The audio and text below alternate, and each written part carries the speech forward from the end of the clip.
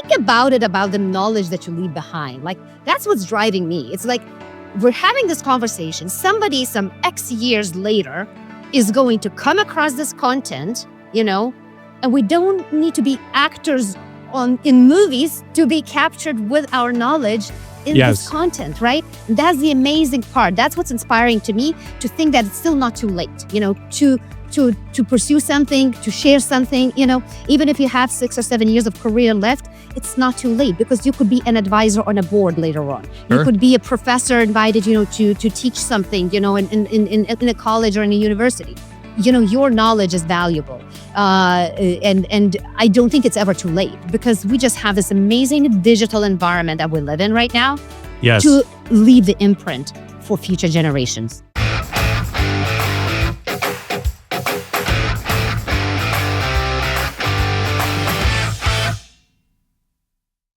Thank you for joining the Missing Half podcast, where we're discovering what's missing in manufacturing and B2B marketing. I have a very special guest with me today, Loreta Tarozaite. Loreta, thank you for joining us. Thank you, Bill, for having me here. I appreciate that. Looking forward to our conversation. Yeah, Loreta, I think you really deal in a space that has become very, very important to myself, to our agency, and is becoming more of a popular topic with executives and leaders everywhere. And it's this idea of having this executive presence, having this personal branding, really getting out there in the marketplace and not hiding behind your company brand. Could you really maybe just talk a little bit about that and how you got into this space and why you think this is such an important moment for executives and leaders to consider their personal branding as a priority? My background is TV journalism, so I spent a lot of time as a news anchor and journalist in front of camera. Then I converted those skills as a video producer and being behind the camera. So I have a perspective of two sides of that presence, being front and facing, and then directing somebody to be who they are on camera. So that's how I view the presence aspect of it, right? It's always through the lens of the camera. What comes authentic, what comes real, because camera exaggerates things. So having that background, I when I work and coach executives, I bring that forefront, right? And the main goal and the main thing that the executives need to understand is that their presence, how they come across as leaders in the organization, is really how they connect with their audiences or the stakeholders or peers in the industry, or how they become thought leaders or have the impression that they're thought leaders within their space. Right? Sure. So that presence is more about communication and visual of yourself combined together. Now, if we're talking about video as a medium, there's obviously stage and there's media presence, there's all these layers of presence. But let's say if we're talking about video specifically, that's one aspect of it. And the reason why it is important for executives to think about is more and more these days, people and audiences and customers and clients, they're demanding that realness. They're seeking for connecting with real people versus some digital formats of those people, right? Gone are the days when executives could hide behind, corporate walls and then have somebody talk, to you. We're not going to show, our faces. Actually, there was one really horrible PR situation with Kellogg's recently, where there was an initiative inspired by a mom who was saying, hey, we need to have dyes and colors removed from our kids' foods, right? And they went and marched, with a lot of people and signatures that they signed, to the Kellogg's headquarters. And the executives never showed their faces. So imagine what kind of message that sends if you're not showing your face, if you're not confronting, people that you serve or people that you interact or people who buy your products and services. You have to be able to face that, and that presence, how you come across, how you talk, how you connect with these audiences is very, very important these days, especially with AI in the mix of everything, that relatability and realness is really crucial. And that's what people are seeking. They want that connection. Yeah, I feel like years ago, customers and clients were trying to relate to mission-driven organizations, and that's important, and that has to be foundational. And then it kind of moved to not only that mission, vision, values, but truly the culture of an organization to make sure that they align with the culture. Now it's gone even beyond that to they want to have the ability to relate personally to the people who are the leaders who are driving those mission and vision and values in that culture, that organization. And I feel like that's really the moment or the gap that executives and leaders can step into with this presence, with thought leadership, and and you hit video right off the front because I think, while stages and media are important, for many mid-market companies, the reality is they're not going to have a lot of opportunities for stages just because the industries aren't organized that way. And the media is kind of off limits unless you're a larger corporation. But anybody can do what we're doing today. They can sit in front of a camera, they can talk with people, they can record, even if they want to, grab their phone and in kind of a more grassroots approach or guerrilla marketing approach. We can all get on video and communicate really quickly. And I think you hit that nail on the head. No one is accepting invisibility or that impersonalization. One of the things I'd like you to talk about, because this is something I struggled with a Mm-hmm. lot whenever I got started in this approach, was the imposter syndrome Mm-hmm. and feeling like, okay, even though I had 20 years in industry, even though I'd been doing this for a long, long time and worked with a lot of really successful companies and organizations, and our company was successful, I still felt like, okay, I don't belong here. Nobody really is going to care or learn anything from me. I'm an imposter. I shouldn't do it. Could you maybe talk about how you help executives deal with imposter syndrome and just what you've learned as you've worked through this process with so many people? Yeah, I think the imposter syndrome, when I think about imposter syndrome, and I have it too, by the way, I Sure. think all of us who are perfectionists or who we think we don't know enough, we all have that imposter syndrome, even though to the external people, when we talk to them, they say and admire what you have to say, for example, right? Or what the experiences that we bring to the table. But internally, we all have imposter syndromes. You can't really hide from that, especially when Sure. you know that this is still not enough knowledge in my head. What you know, that person is better, they know better. You start comparing yourself, right? That's unavoidable. It's not something I or you can fix. It's Sure. psychological. It's a lot of work with yourself that we have to do and leaders have to do. And it will always be lingering there because we want to be that great one that people admire, We want to be that great one that people seek information from or learn from, right? So you want to give that best of you. So it's difficult to deal with imposter syndrome. But the way to uncover, or the way I'm trying to uncover, when I work with executives, is just to try to understand what drives them to begin with, right? What are their passions? Because in our careers, we normally start with one passion, then it evolves, then it becomes things that you just have to do, because you're growing into your role, and it's just Sure. part of your growth into your role. You just have to do it. But there's always that passion. There's or could be multiple passions that are the driving things. So if you start going from that mode, from that internal driver, it becomes much more easy than to uncover these layers and have them start talking, and building that content within those parameters, of what's truly is the driver. What are they passionate about their job, about the teams, about the organization, you name it, right? Sure. So that's one way how I approach it. Just try to understand where these things, these sparks come from. Well, I think that's a great framework to look at. Is if we can really encourage everybody to just be their authentic selves, they will outperform even their greatest expectations of how they'll communicate because they will be naturally passionate. They will really shine because it's something they truly believe in. If they don't believe in it, they probably will struggle. It'll become inauthentic, and then they'll have more. They'll be more convicted as far as imposter syndrome because they won't really be authentic. So, Yeah. one of the other questions I have for you, and this is something I got over early on. I just kind of went to a place in my mind where I was like, "Listen, I'm gonna do this. I'm going to do the podcast. I'm going to go on other podcasts.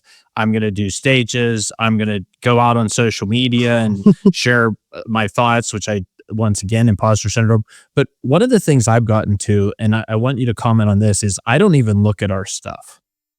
When we get done with this podcast episode, I will not look at it. The team takes care of it. They post it. They do all the thumbnails. They do all of it.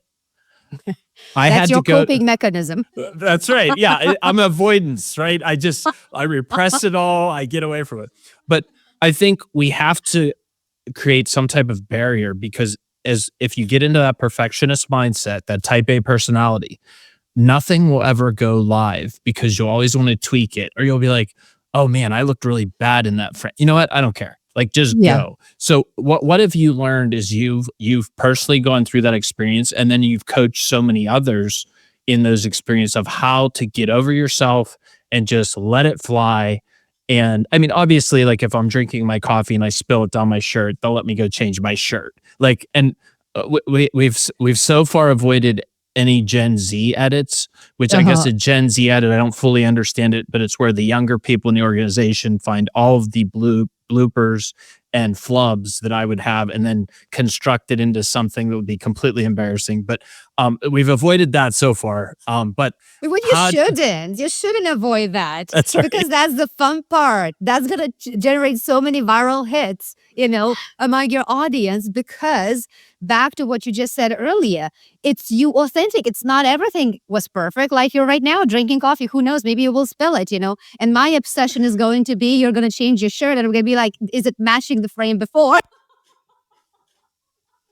Yep. So, What? so we all have our things, right, that we deal with. But I created a blooper video, about a year ago. So, from something that I was recording, and I kept messing up and messing up and messing up, and I'm like, you know what, I'm gonna embarrass myself like heck, but I will post it. Sure. And that's that realness that I'm talking about, that people want to see, because we ourselves put ourselves so much pressure of being perfect. I'm guilty of that every single time. I'm guilty. I'm writing some sort of a script or something, or my bio, right? I nitpick every single word. I'm like, okay, Loreta, just let it go. You're the only one who Yes. sees the nuances. Nobody else literally is going to analyze your sentence the way I am analyzing Sure. it, right? They're gonna glance at it. Okay, looks good. Move on. But all these little flaws, when they are shown, you become more human. Yes. That's all it is, and that's what executives need to embody. Yes, okay, from a high level perspective, any executive, in high ranks represents a company. So obviously, you have to manage the reputation of the company. You can't just go Sure. rogue. There are boundaries. You have to understand the corporate dynamics. You have to understand the media dynamics, the stock, how is being affected if you say something wrong, right? Sure. Reputation management. But on a personal brand level, and your executive presence building level, there are parameters within which you can function, build your own thought leadership, in the organization, to be more present, for lack of a better word, Sure. with your team, to be more communicatable within your team, to also share your perspectives and your thoughts about the business, about the industry, about the environment, outside of the organization's parameters, to tie back everything to the organization's attention. So, there's layers within which you can function. No, that's great. And I think if I was going to like pull a word out of that that would like really describe what we're talking about, it's vulnerability. Mhm. We have to be authentically vulnerable and be truthful about who we are. And if we do that, we're going to resonate more with the audience. And you're right, there are parameters, there are norms within society and within corporate culture we have to abide by. But that's true whether we're doing a video or we're at the corporate event, or we're at the stockholders meeting, or we're at the conference. Those things, I think everybody inherently understands those societal constraints or bookends that help guide us. Another question I have here, Loreta, is, and this is something I get a lot from executives, is balancing personal brand with corporate brand. Mhm. So I think on one hand, we have founders who, this is their life, this is their company, and they're probably going to cradle to grave this company. So having those things like completely tied together all the time is okay. For instance, Elon Musk is Tesla. Mhm. full stop. And Mhm. he's and Or SpaceX SpaceX. and You all the know? things he's doing, right? But like he is the brand as much as the Yeah, product.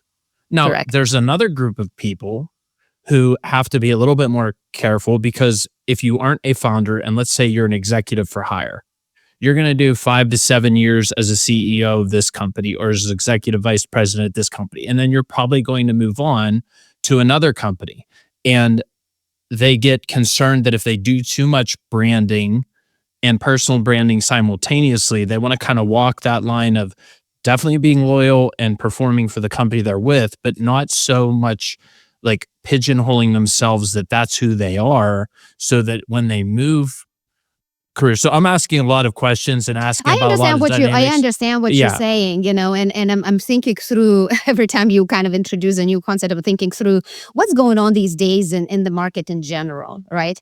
Um, Personal brand building for executives or senior level people is a fairly new concept. Like you Yes. alluded to, founders, yes, that's their livelihood. They know they're the face of the company. They're trying to build it out. They're the face in front of the investors, so they know it's on them to execute. When you're an executive for hire, you know what I believe might change in the future is maybe there will be contracts drafted so where the person's thought leadership and their own personal branding is slightly detached from the organization itself.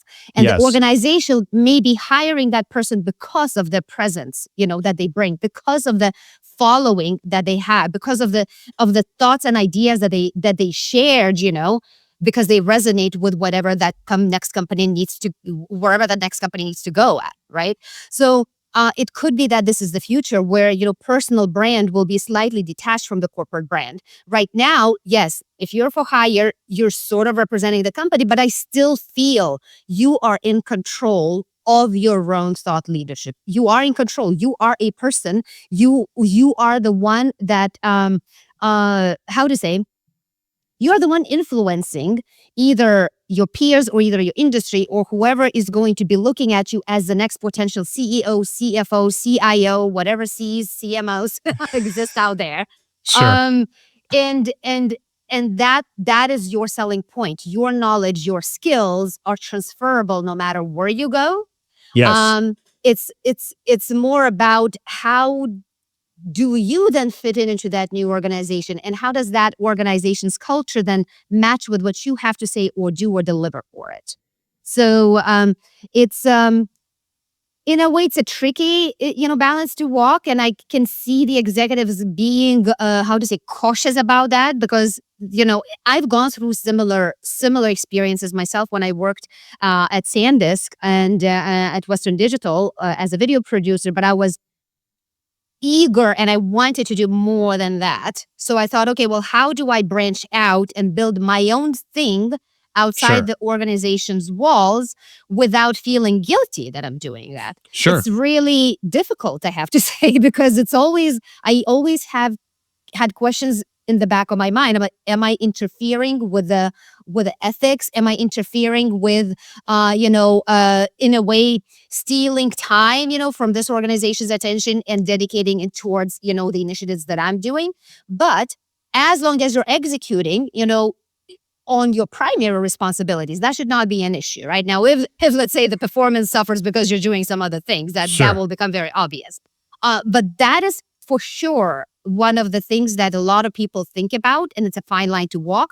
And that's where I believe in the future it just may become a further more detached from the company's sort of boundaries, right? Because we are Sure. all people, and we all want to make and share the good that we bring to the world.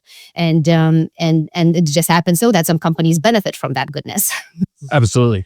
I think the other thing we're going to see is I think as executives are recruited, Mm. those executives that have a personal brand, that are influencing the industry, that have established thought leadership, that are out there with their presence, are going to be in much higher demand than those who are the kind of old school, invisible, behind the scene, pure operators. Now, there are still opportunities, and I'm sure there are boards and investment groups and ownership groups that are going to possibly prefer more of like that operational, just keep the trains running on time manage the expenses and the P&L, and that's all we want.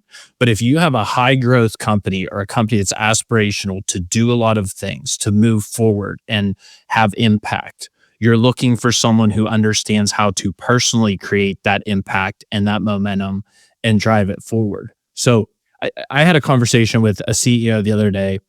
We had a get together, and they shared with me that they're thinking of making a career change over the next several years. And I just encouraged them. I said, you need to keep going with your presence, with your thought leadership, with building your own personal brand.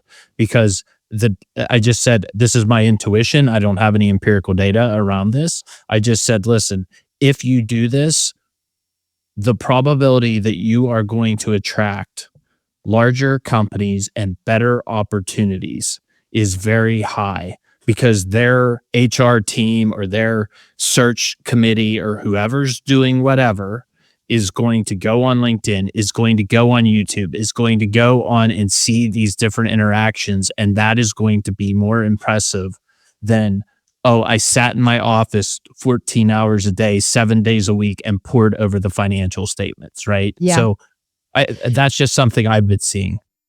And your intuition is right.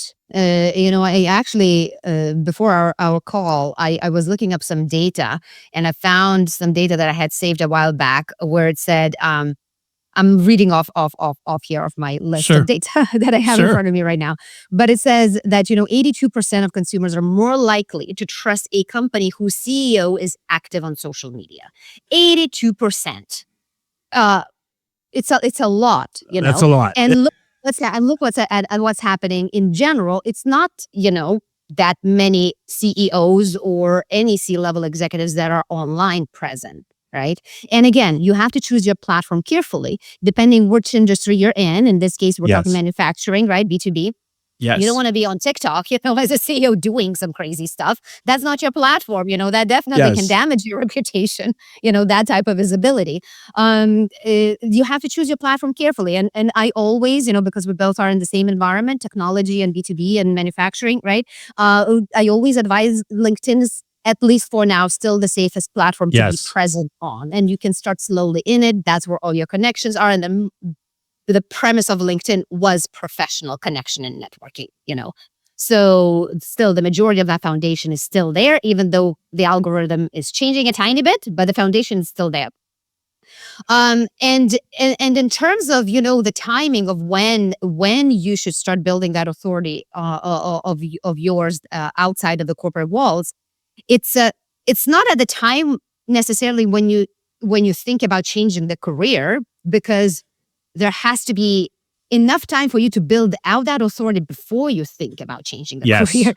Or let's say before the unfortunate things happen and the layoffs happen, or something else happens in the organization where people are being let go, right? So you have to Sure. think about your authority building, not in the time of need, but in advance. Set the foundation for that future, knowing where you want to be in 5 years from now, right? Start thinking about the content and the message. Participate in different activities, industry events. Find yourself opportunities to speak, in different presentations or keynotes or webinars, wherever that is, to have that library ready and Yes. present. We're using a lot of word present today.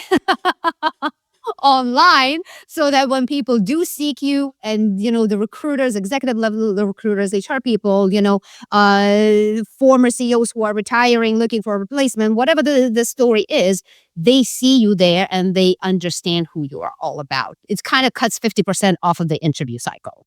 Absolutely. One of the other compelling reasons why I've invested in this, and I think other folks in my age bracket have, is they've looked at people who are 15 to 20 years younger than them.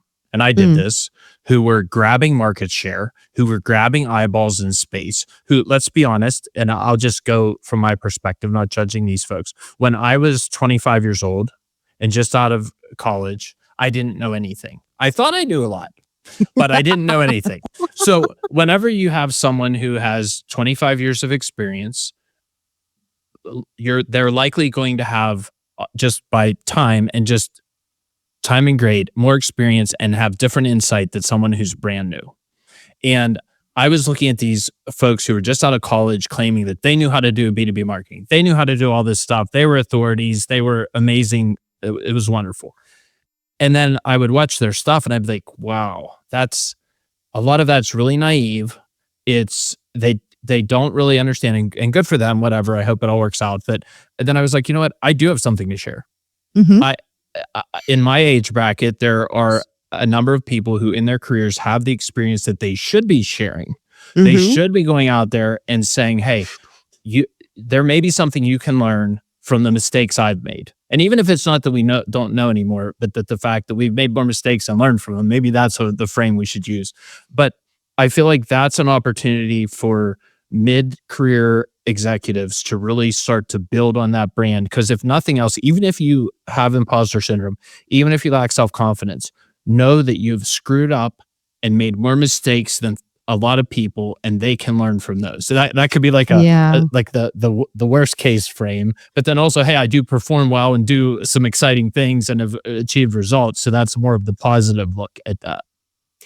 Yeah. And there's also categories of not industries. What is the word I'm looking for? Categories of functions within the Sure. organization where just the executive presence um is not as prominent because of the types of personalities within those categories, like finance, Sure. or let's say you're working in the back room of the manufacturing facility, leading the manufacturing team and production line. Like, it's just there's some types of personalities which, may not necessarily pursue that route, even though logically they understand they have to.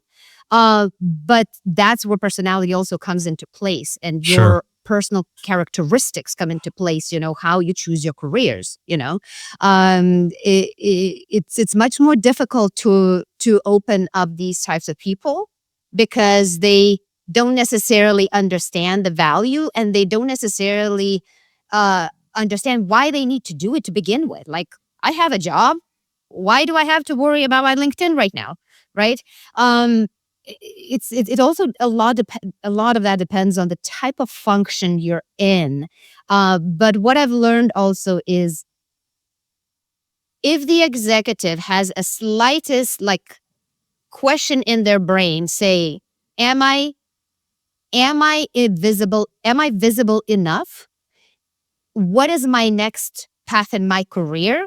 How do I get there? How can I get myself noticed? These are the people that I admire. If they asking themselves these questions, there's a chance they want to get there, and they're much more coachable in that sense.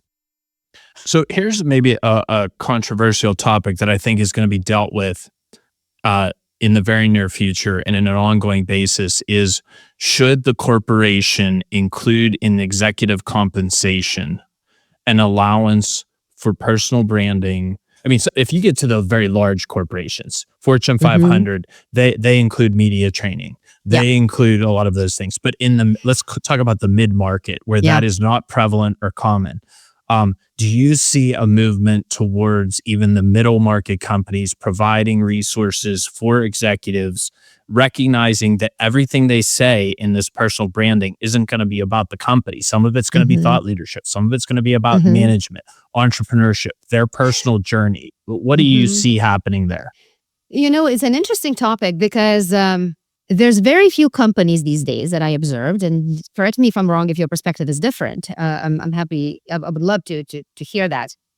But in my observations, a lot of companies these days historically have been very quick to fire. They don't really grow their own executives Yes. inside the house anymore that much, right? Hmm. So for them to invest into somebody at that level is a business decision. Their Yes. culture has to be such that they are looking to grow that person inside the organization into the next level. And I think until that changes, uh, in budget allocation for this mid-level management is probably going to be an expense versus an investment. you Yes. know and most of the time they may say, well, you're a senior director, okay, maybe you have $2,000 per year to spend on your self-development. that's pretty much where it ends, right? And Yeah. they expense Couple it, then they're lunches. done. Yeah, is it enough? Is it not enough? Nobody tests, nobody cares, right? Yes. So it is a business decision, strategic decision within the company itself, what that investment looks like, how do they grow these leaders inside the organization versus for hire, like we discussed before. It's easy to just go outside and hire, Yes. right? But I think where the companies are losing out is they're just very quick to fire. Just go, leave, and then boom, the economy's back. Let's hire them back again. It's like ping pong. Yes. So, so, so, Now, so that is the dynamics that exists, unfortunately. Hopefully that answers your question. absolutely. I think we're going to see even middle market companies in their executive suite are going to have to start investing in executive coaching and personal branding because as I mean, as we've experienced, I do not have the capacity or the technical ability to do all of the things that are necessary to put my personal brand out there, nor do Mm-hmm. I want to learn. I Mm-hmm. just really am not interested in clicking on social media accounts and all that. We have people for that, and God bless them. They're very, very good at what they do. And I am not that person. Mm-hmm. So, whenever you expect an executive to be leading, we don't want that CEO also learning all of the nuances of No. LinkedIn or No. video production for Pete's sake or any of that, right? We just want them to so my role here at 50 Marketing with the Missing Out podcast is I do interviews, I talk on the podcast, I write some thought leadership pieces, and then the team takes it and does it. Whatever they do, And they that's how do it it. should be. And that exactly. And our company has allocated resources. So there's a team that executes that. And I think we're going to see more and more of that as we move forward because it is, if you see social media, and I say this to people all the time, if you see social media and thought leadership and personal branding that's really, really good, that person is not doing it. They have like the biggest names in the business. Gary Vee has people that follow him 24/7. Like it's almost like that movie that Jim Carrey was in where they filmed him 24 hours a day. Yeah. Dan Martell, Hermosi, all these people have tremendous production teams Yeah. that follow them around and do it all. So, and I'm not arguing that every executive needs to become a social media sensation and document everything they do. But there's a balance where you can hire agencies, coaches, and professionals to help you get there. Mm-hmm. And we're not talking about $100,000 a month. These can be for very reasonable fees.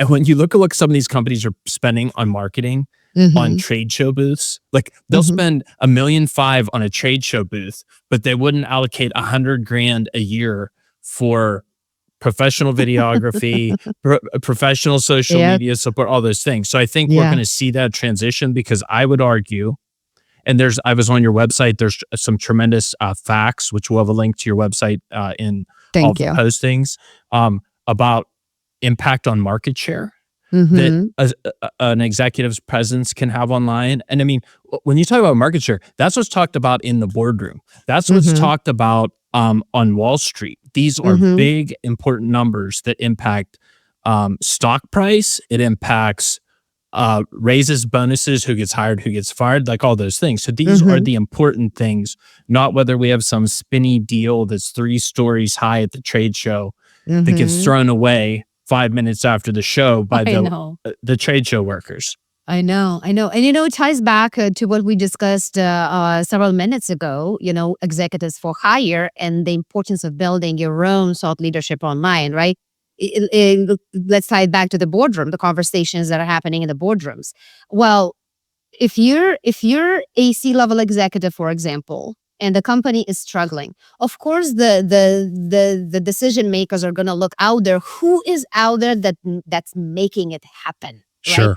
Who is that visible person that we can just ride on their back, get some visibility tied to our company because they already have that authority built out.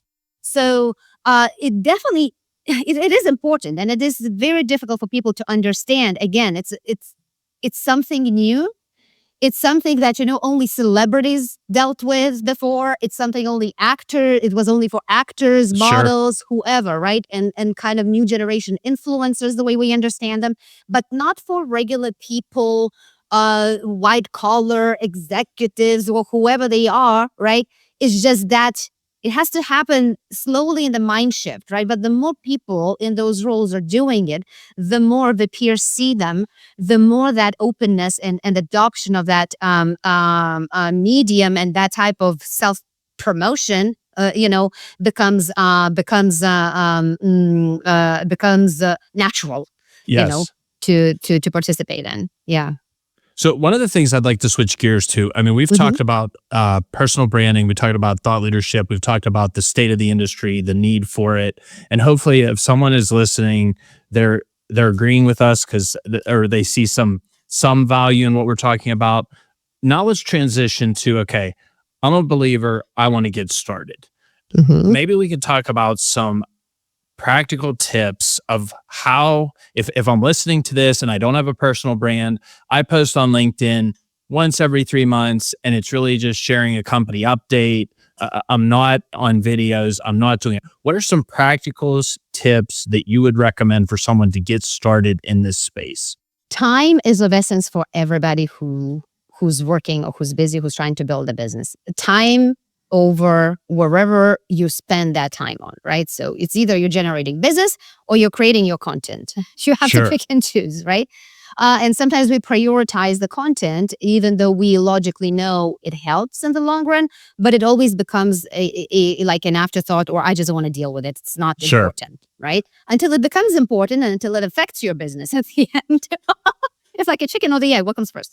Yes. Um, but when so there's three parameters within I function with, right? And presence is one of them. So people, process, presence, and communication is at the core for me. So everything stems from communicating whatever it is that you have to share. And if you choose a platform, let's say a LinkedIn platform in this case, the easiest way to start is just to post something very, very simple. Let's say you attended an industry event, you learned something, you post, you add a picture from that event, see what happens.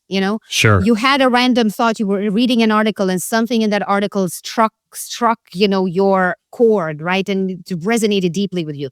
You post a little post, with your thoughts, you link to the article for more things. You don't have to do many elaborate things in the very beginning to just ease yourself into the Yes. idea of doing something. Okay.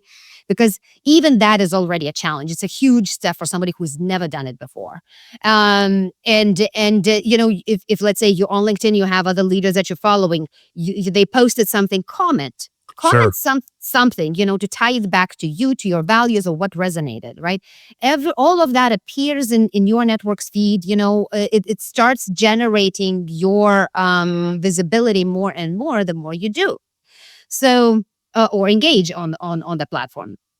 So those are the really simple things that one can start doing right away, once per week. I have my time limitations too. I set the goal for Sure. myself. When I started, decided, okay, I need to be more present myself instead of telling others what to do. I have to actually do it myself too, to Sometimes show. that's annoying, right? That's self-truth Yeah. that yep, I hear you. I hear you.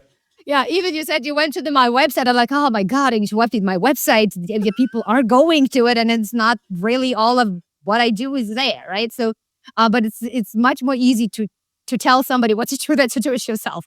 But when I said to myself, 2 years ago now, okay, my goal is going to be build my own authority on LinkedIn. I chose LinkedIn as a platform. I have Facebook, I have Instagram, but those are just they're not clicking with me. It's just like afterthoughts. It's Sure. whatever. I haven't even posted on them for a while. Um, and I said, okay, what can I afford? What is my bare minimum I should do? And I set to myself the goal. Okay, we have 4 weeks in a month. At least once per week, I will post something. Doesn't matter. I picked a Monday. I'm like, okay, Sure. Mondays, there's going to be a post of some sorts. And once per month out of that month, I will do a video story, a video message of some sorts, right? Because obviously I have to use video because that's my background. It's something that I Sure. always talk about and promote. Um, and I set those parameters for myself. It was difficult. I'm not going to lie. It was difficult even to achieve that. It's like once per week, like anybody can do it, but Sure. you have deliverables for your projects, you have, families, you have all this other life happening to you where just unless you get into strict uh boundaries with yourself, it's not going to happen. So I Yes. had to be very strict with myself. I just had to pass through this. Oh, I'm not up for it. Yeah, maybe tomorrow. You have all these conversations just to get yourself out of this of Sure. this situation, right? So I'm not gonna lie, it's really difficult to get Sure. into the habit, of just doing it. And then, of course, when you're uncomfortable in doing it, and a lot of people are, that's even more excuses not to do it. We always find more excuses not to do it because it's uncomfortable, in addition to Sure. just not wanting to do it. But you have to, if you're serious about it, you will have to overcome all these self conversations, and sort of procrastination that you endure. And like I said, start small. I told myself once per week. And then last year I said, you know what? I'm going to post twice or three times per week. I started doing it. I'm like, whoa, whoa, whoa, well, that's way too much of me right now. Like I really did. I'm like, I feel like I'm way too frequent in everybody's Sure. feed. So I went back to just once per week. That's my comfort zone. My goal, my personal goal, and that's what I advise people to ask themselves, what is ultimately their goal? Is their goal to, get viral, get a lot of followers? What's their ultimate goal? If that's their ultimate goal, I can't help them because I'm not a growth hacker. I don't do this kind of stuff, But what I can help them with is to help them start building authority. Find the avenues, find the ways, uncover, unclog them, I guess. Open them up to doing it. Um, and I don't know where I was going with this thought, But no, but I think but it's once per week is the bare minimum that I think anybody can start easing into. it's a habit. You have to Mm-hmm. form a habit. Like for instance, I have a morning routine to build my authority. I try to write 3 days a week. I try to write 3 posts a day. And then Mm-hmm. my team looks at it and they decide which ones they're going to use. They never have to check back with me. I try and give them Perfect. 9 a week. They pick the ones they think are the best and the most relevant, Mm-hmm. and the ones that they have film for, or the ones they have pictures for, or whatever. And then they go and do it. But no, I think that's right on. Let's talk about a practical step to get into video. And Mm. I want to frame this a little bit. I think a lot of folks who have been around for 15, 20 years and have done video have all, or most of them have had an experience where they've done a monologue, where they've sat somewhere, a video team has come in Mm. and they say, okay, we're going to point the camera at you. You're going to look at the camera and you're going to basically be a professional actor, and you're going to deliver lines and talk about something. Yeah. I've done that before. I've failed miserably at it. It is very hard. I am not a professional actor. I am not a line rehearser. I am Mm-hmm. not a script reader off of a teleprompter. I am a person who has conversations and thoughts and likes to communicate them. Yeah. So they've had that experience. Let's fast forward to today. It is very natural and commercially acceptable for us to have a candid conversation like we are right now. And that content is all over LinkedIn. It is all over YouTube, Instagram, Facebook, everywhere. It's all over people's websites. You go Mm-hmm. to corporate websites of Fortune 500 companies, and there'll be a CEO who's having a conversation like this. And that's the content, not a $200,000 produced Super Bowl Mm-hmm. commercial. Yep. So one of the things I personally believe in is if somebody wants to get started in video, they should start by getting booked on a podcast or having a conversation like this. Because when I started this podcast back in February of last year, I had no idea what I was doing and thought most of the episodes would be 5 to 7 minutes long because I would have nothing to say and people wouldn't find me interesting to talk to. Uh-huh. We're right now at 45 minutes and I'm looking at my outline and we're about a third of the way through. Like, I mean, Yeah. these, I've found now it's like they can't get me to shut up. And because there's like we explore interesting topics. Yeah. What do you have much more experience in film production and being an on-air personality and producing video for other people than I certainly do. What do you think about that old way that it was, the new way that is acceptable, and what's a great first step for executives or people who want to develop their presence? Yeah. The old way, how you call it, the big productions will still be there, and they still Sure. are there, not necessarily, Super Bowl level commercials, but if you wanted nice corporate video or nice brand video, you have to invest, right? Because Sure. storytelling, sometimes finding the right words to tell the story requires talent to help develop the Yes. storyline, the visuals, and all of that, right? But you can also do quite good video content, out of stock footage if you're into that. Now, I 100% agree with you that trying these platforms like video podcasts is so, so, so helpful, Yes. because what it does, and I can speak from my experience, because this year I specifically invested into podcast guesting, so thank you Yes. for inviting me. No. Yes.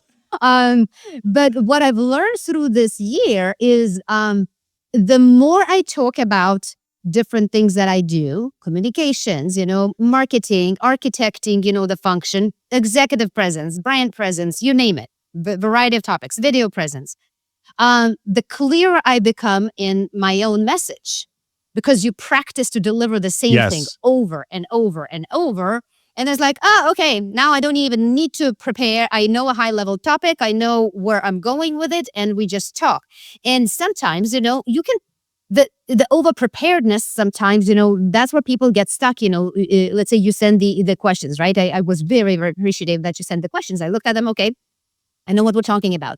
Others will start scripting themselves. They're going to start writing things Uh, out. They're going to start, again, finding the right words on how they will deliver. They come into the conversation and they're like, it's not flowing. Everything is yes. just out because you wrote it down. You're not supposed to read what you wrote down. You're supposed to talk what you wrote down. And if Yes. you're not talking it through, like, how to say, it's one thing to read off a paper or write on paper, and it's another thing to deliver verbally, right? So Correct. sometimes we get stuck on the words that we put on paper, and we want them exactly the way they are on paper, versus just having a conversation, a natural conversation. And that's what video is all about, honestly. That's what people don't get it.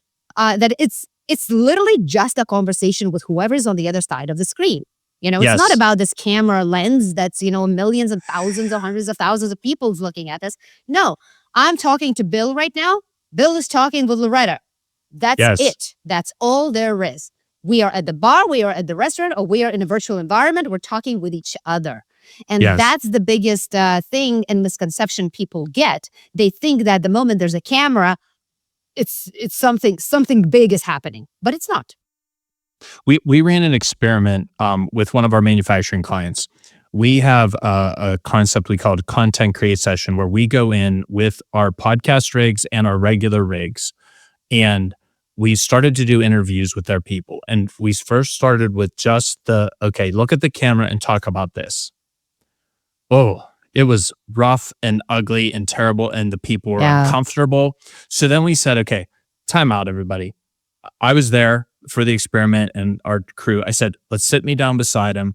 Let's put the mics up and let Bill have a conversation with him. Mm-hmm. Solid gold. These Yep. folks who, like you said, have non front facing roles. They might be in quality control. They might be in procurement. Yep. They might be in logistics or whatever. I was able to elicit conversation out of them that was very natural. The video production was amazing. These folks look like they were professional Mm-hmm. spokespersons, not, uncomfortable and trying to remember, what did you want me to say? Mm-hmm. So I think it's one of those things where, and this goes back to authenticity, vulnerability.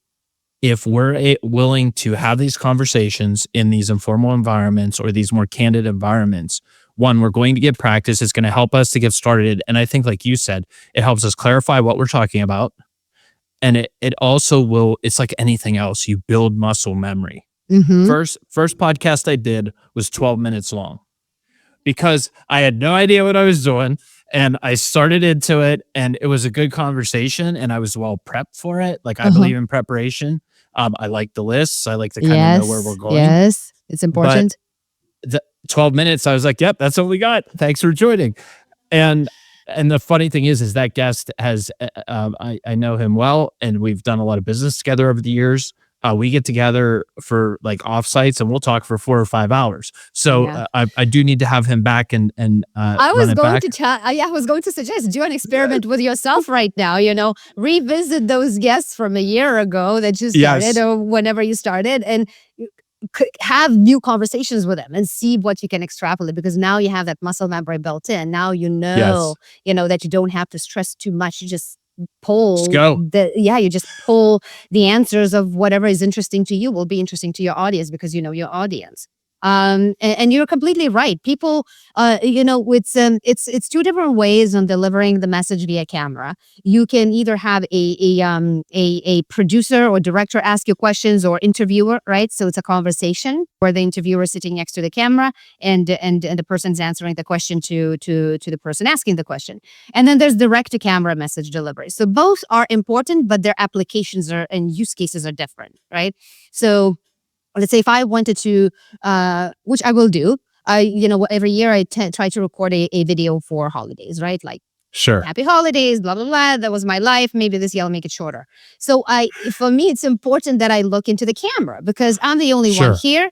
I need to connect with whoever's going to be watching me later on, right? So that delivery is still important. And yes, it's much more uncomfortable to talk directly into the lens with no interaction. And you have to constantly remind yourself not to look anywhere else but into this little dot. So it's much more difficult, and no acting will teach, let's say a procurement lead, to deliver Sure. that on the spot. It Yeah, has because to it's go. tough. Yeah, you have to go through a little bit of coaching to frame yourself into that mode. And yeah, so both of them have their places and use cases, but it's much more easy to have a conversation in the interview because it's just you're talking and somebody's listening. Whenever you are coaching executives on building their presence Hmm. and becoming a thought leader, what do you see? So, this is the Missing Half podcast. We discover what's missing. What do you think is one of the biggest uh, aspects or attitudes or pieces of skills or whatever? What could be missing most often from executives' approaches to building their presence online and building that authority and Hmm. just getting out there? Hmm. Um, I don't think it's about something that's missing. It's more about that they don't have the tools and knowledge of what they need to do. Like Got where it. do they even start? Sure. Because the information and their skills knowledge is there. But now how do you talk about that to somebody else, who's going to be watching you or hearing from you or reading your posts? That's where I think is the lack of knowledge, right? Because not everybody is born a marketer or a communicator. That's Sure. why there's all these billions of people out there doing different things. Sure. Even though you and I are in the same market, but we are doing different things within these same parameters, right? We both Absolutely. bring something completely different to the same market. And imagine those who are not extroverts, who are not type A's, who like being behind the closed doors, just working their paperwork in front of the computer, and now they're asked to go forefront and start doing and talking about something, right? So they just don't have the tools, they don't have the knowledge how to get comfortable with themselves, what to even Sure. talk about. They don't have the concept of, oh, I have to have a content calendar. What does that even mean? What is content? Yes. Do I have to write a book? Do I have to write, blogs and articles that are 1,500 word long? Or do I have to write a paragraph? So that's, I think, the biggest roadblock that prevents them to go forward. But once you explain, once you educate, once you give examples and open up that mind a little bit, it becomes more comfortable. And then you give them just the path, the framework, right? Okay, well, like I said, why don't you just do one post per week? Well, you Sure. just pick a topic, maybe something, that you're dealing with, or have a common question from the customer that you can give an answer to, in a post format. Just pick something where you feel comfortable just to start testing and seeing the feedback. And earlier I said, what's the goal, right? If the goal is to just build your authority and visibility so that you are there when people seek information about you, that's all there is. That's all. It's all enough. And then the best featured post or whichever you're happiest with, you can just feature on LinkedIn on your profile. There's a section Sure. featured posts. Nobody's gonna go and scroll and dig, in a year old worth of posts. So you have to then present that information what you want them to see. Easily available. And that's, I think, the biggest thing. But once they learn, once they see the impact, once they feel that feedback, it builds, confidence. It builds that more, believe in themselves, that they can do it, they can manage it, and then it becomes fun. Then it becomes Yeah. fun. Then they want to do it. I agree because when I started the podcast, it was so much work. when I Mhm. started doing my posting and being more out there with personal brand, it was so much work. Now Mhm. I can probably get it done in 2 to 3 hours a week. Yep. And I'm back to doing what I need to do to run this business and deliver for our clients and that type of thing. So I think it's just like everything else. Um, you have to take a professional approach to it. It is hard to get started, but once you get in a rhythm, Mhm. there's no reason in the world that an executive couldn't get to the point where they're out there performing personal branding efforts that are effective and probably get it down to an hour, maybe 2 hours a week. I'd say like an hour or less if it's just static and written. You're Mhm. probably up in the 2-hour range with some expense if you're going to integrate video. Mhm. But you don't have to become the biggest influencer on the planet. Exactly, exactly. And you know, there's other avenues. Sorry to interrupt, but there's other avenues, right? 'Cause let's say if you're an executive and you have opportunities to speak on stage, just invest into video crew.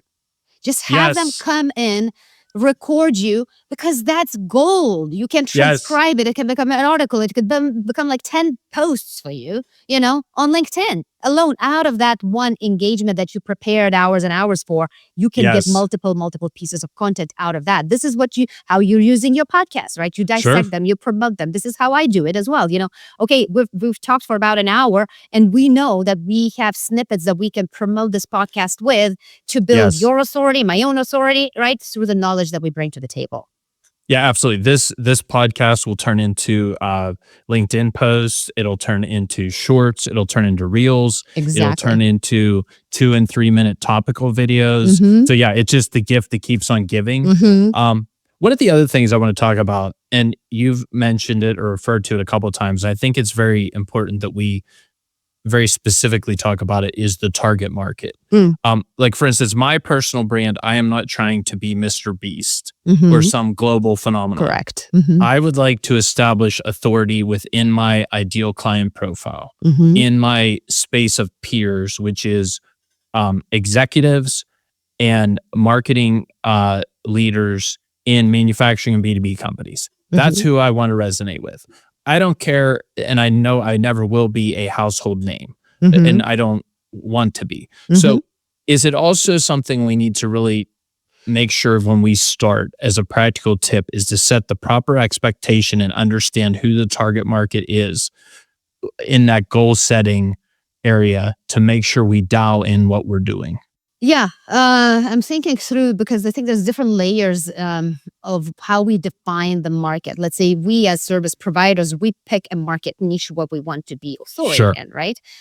From executive level, I'm not as familiar in terms of how frequently, let's say, one executive hops around between different verticals of markets, right? Let's say if you're in a data industry, can you hop into, let's say, consumer industry now? Although we have Sure. seen historically some big names make big moves. Or it's like, really? They Yeah. they went there? Like, how are they gonna do now? This whole That thing, they have no experience in that, right? But they end up bringing that diverse look at everything out Sure. of a different market segment, right?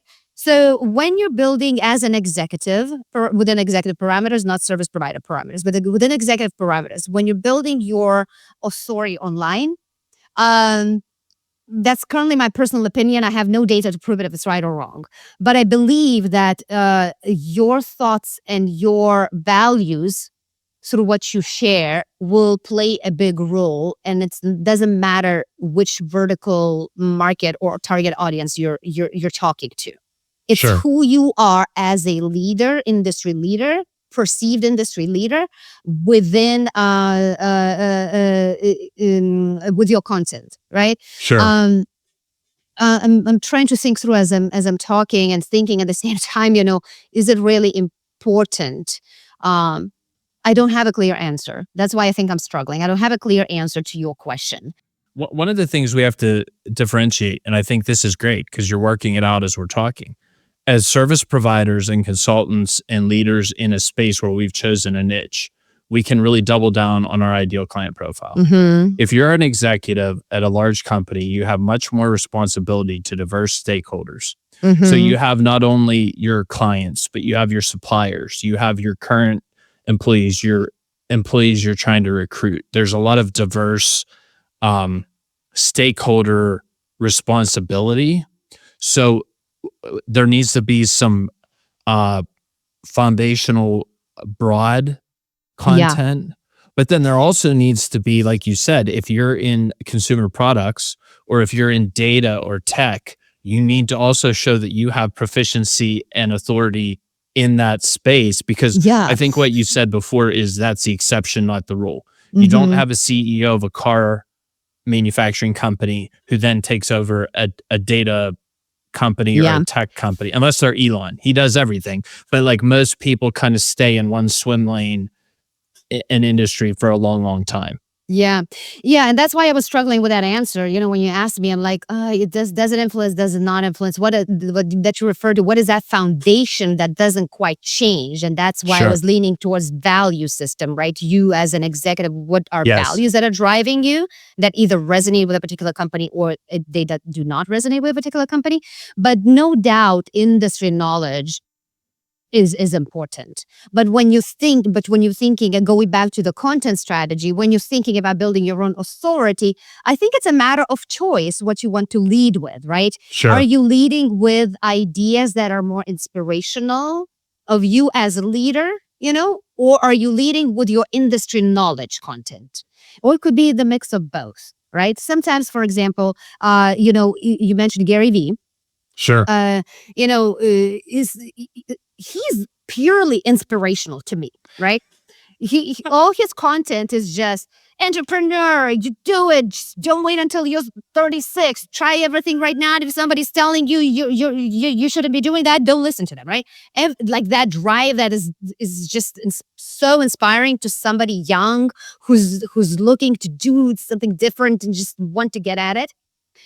If you look at, let's say, what example can I give?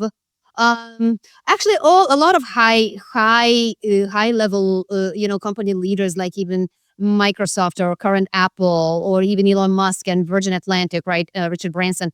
I think they're at that level where they lead with inspiration at that point Sure. because they have so much business experience and knowledge, and they have that personal brand that's so recognizable that's associated with a company that they have that luxury to just blurt something out and their name is underwritten. Sure. It's their knowledge. But I think those middle level managers, again, thank you for allowing me to think this through as I'm talking through it. I think for them to get to that level, they first probably have to lead with this knowledge base, right? Why are they the experts in the field? Yes. What are they solving in the current company, and so that other potential companies who are looking to hire can see that, oh, this person can solve my problems too, because Yes. they are that expert in the field within that space. No, that's great. And sometimes it's just great to like workshop these things, right? Talk through because like, and I think the other thing you pointed out, and I think this is very true as well, there is not a lot of data. There are Hmm. not a lot of studies yet because there hasn't been enough consistent performance to execute this to be able to have the studies that prove it. Now, I think there are some studies out there that we've referenced about market share, about value, about customers resonating that are true and have been measured. But on some of these other things, specifically personal branding for executives is so new, Hmm. is in its infancy. And I think if let's so we've been at this an hour, and I apologize for going over That's time, but okay. thank you so much, Loretta, for hanging with me. Thank The you. last Thank you. the the last thing I think I want to leave our audience with is what if I feel like it's too late for me? Mm. Right? Like, so Ah. I've talked to some Hmm. people and they're like, oh, I'm kind of in the twilight of my career. I've only got 5 to 7 years left. Hmm. When is it too late to start? I don't think there's ever too late, honestly. Although, some years ago, actually, there was the year when Steve Jobs died. Which one was it? 2002 or something? 2003? Whichever year it was.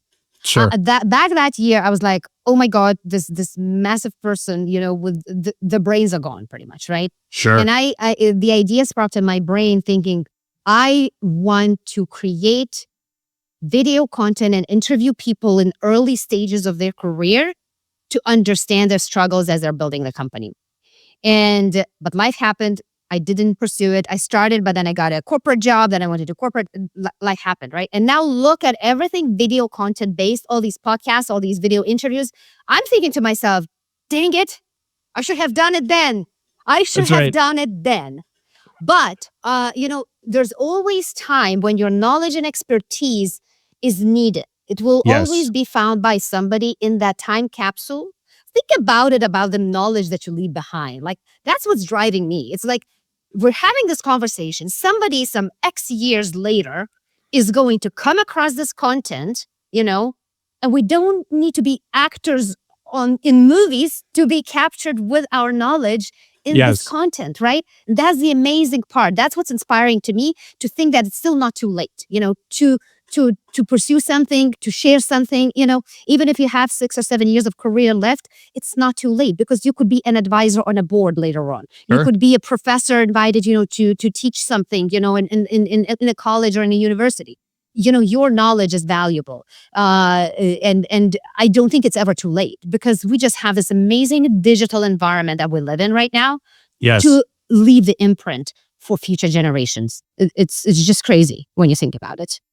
Well, Loretta, that's inspiring. And I want to take a moment. We're all about shameless self promotion. And whatever Loretta is going to share with us here about where she can be found online and her socials will be linked in the notes and the comments and wherever this is posted. But Loretta, tell us about your business, where people can find you online and connect with you. Thank you so much, Bill. I really appreciate that ability to do shameless promotion. I felt all I've been doing is that throughout the conversation. But thank you. Yes, you might have heard, I reside primarily on LinkedIn, so you can find me by my first name and last name on LinkedIn. If you want to connect with me there, just reference this podcast, and I will accept the connection. Um, I have my website, Loreta.today. Loreta is spelled with one T, so Loreta.today. You can download a presence checklist. It's a very elaborate document that I hope will add a lot of value if you go through the checklist thoroughly and honestly. It has a brand presence checklist and a executive presence checklist. You can take both or one of and get your score. And if you feel like you need some help, or your company needs some help, let's have a conversation. I consider myself a communications and marketing architect. So everything to me stems from message, story, and then how do we deliver that story to the masses through the marketing vehicles. So that's my world. Love it. Loretta, that's great. Yeah, everybody definitely check out that checklist whenever you're trying to get started. There's nothing better than a practical assessment document guide that you can go through that can kind of kickstart things. And then, as always, if you need help, you can reach out to Loretta and get that extra help from her. Well, Loretta, thank you so much for joining us today. This has been a blast. We're going to have to run it back again in a year and see if I am doing better, and we'll see what other things we've learned. Maybe it's gonna go shorter then. Yeah, that's right. Yeah, we'll be like, yeah, we covered it all last time. How are you? Great. Things going well. Good. Okay. See you later. Yeah, I Yeah, love it. awesome, I love it. awesome. Thank you so much, Bill. Thank you for having me here. Thank you.